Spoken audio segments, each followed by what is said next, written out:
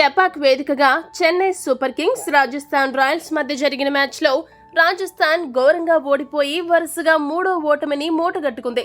మరోవైపు గెలవక తప్పని మ్యాచ్లో చెన్నై జట్టు అదరగొట్టి 14 పాయింట్లకి చేరుకుని టేబుల్లో తమ స్థానాన్ని సుస్థిరం చేసుకుంది. అంతేకాదు టేబుల్లో 3వ స్థానానికి చేరుకుని హైదరాబాద్ ని 4వ స్థానానికి నెట్టేసింది.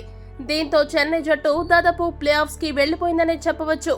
ఎందుకంటే ఆ జట్టు అందరికంటే మెరుగైన నెట్ రన్ రేట్ కలిగి ఉంది. ఇక ఈ గెలుపుపై ఆ జట్టు కెప్టెన్ రుతురాజ్ గైక్వాడ్ మాట్లాడుతూ ఏమన్నాడంటే, గెలిస్తేనే ప్లే ఆఫ్స్ కి చేరుకుంటామనే పరిస్థితిలో మా జట్టు అద్భుతంగా ఆడిన విధానాన్ని మెచ్చుకోవాలి.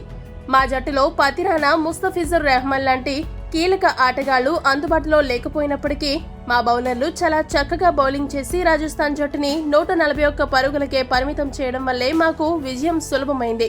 ఈ విజయం మా బౌలర్లకే అంకితం. మా దృష్టంతా ఇప్పుడు మా చివరి మ్యాచ్ పైనే. ఆ మ్యాచ్ లో బెంగళూరుని తప్పకుండా ఓడిస్తాం. టాప్ 4లో నిలుస్తాం.